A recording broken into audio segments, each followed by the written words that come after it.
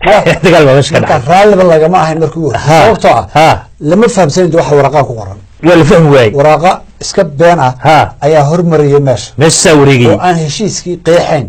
oo la leeyahay waraqahani maba aha heshiiskii waa hordhac marka wixii la qarinayay ayaa imka soo baxday in 19 Ethiopia ay leedahay meel loo dhigayba haye Ethiopia 19 xagga ka gada wayaabe haye haye loo xisaabtamayna haye marka ugu horeysa laba dawladood marka ay heshiis galayaan heshiis labada jaanib baa yimaada sidoo heshiiskaas caalamiga ay kala saxeeyaan haye Somaliland dawladda aqoonsan yahay oo qaramada midoobay ku jirta maaha haye qarannimada iyo aqoonsiga maaha nabad ba halka ka jirta maaha hadii nabad wax lagu helayo boqol wadan baa lagu aqoonsanaa nabadani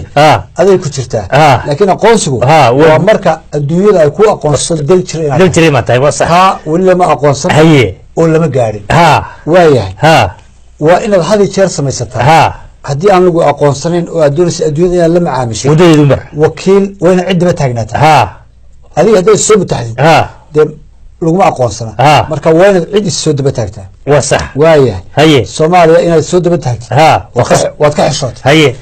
waayahay waxaad ka xishoon weyda marka inaad Ethiopia soo daba taagtid arrintaas waa cajaayib marka heshiiskan lama saxiixi karayo haddii dawladda Ethiopia aanay joogin sababtoo weeye dawladda Ethiopia qaramada midoobay ku jirta waa dawladda aqoonsi marka waa inay goobjoog ka noqotaa waa adduunyada la tusaa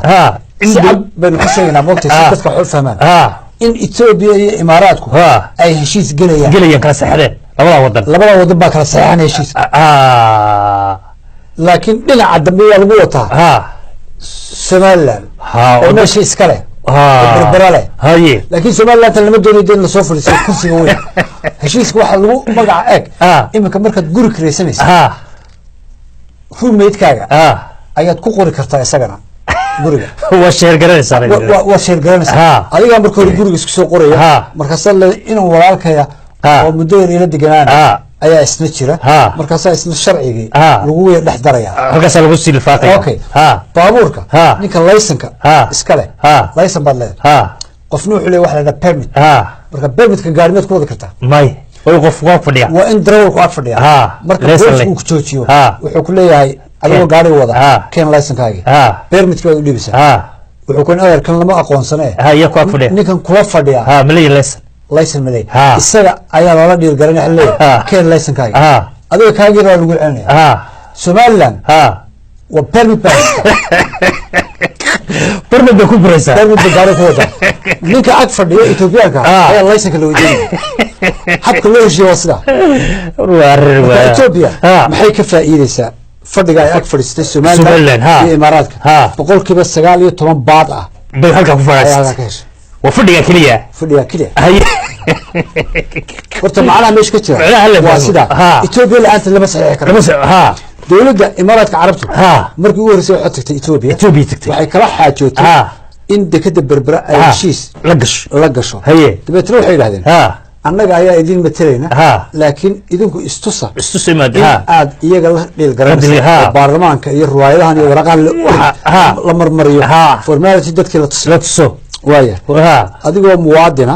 oo dalkaagi iska leh oo mashruuc u ballaaran hantidii meesha deegaanka iska leh sideebaad isugu qoodhay inaad 30% qaadatid taasoo wareer oo aan meel ka soo gelin 29 oo nimanka Carabta ahaa aad siisid 51 waa meel ka dhac weyn nimanka hunguriga qaaday siyaasiyiinta Soomaaliland waxa weeye waxa la yiraahdo xaq alqalb halkuu balasiiyay haye meesh baa la sugu tagay haye heshiisku saasu ku dhacay hay'adda Ethiopia maxay noqonaysaa maalgashigeeda ma lacag bay la imanaysaa may waxay la imanaysaa diina amniga cid heshiiska diida in ay la dagaalanto oo amniga security-ga ilaaliso laga bilaabo iminka kaariyaasheeda iyo beebiyaasheeda ayay la soo gelaysaa ilaa awbar fadla ilaa hargeysa ilaa hadii kure darigood le berbera iyada haysata cid dhaqaajin kartaa ma jirto Soomaaliya ma soo geli karto hawsha فرق ما يلان كرتو إثيوبيا إذا ما والله ما دagaalamaya bay noqonayaan haye Ethiopia ها sidii ay ku qabsan lahayd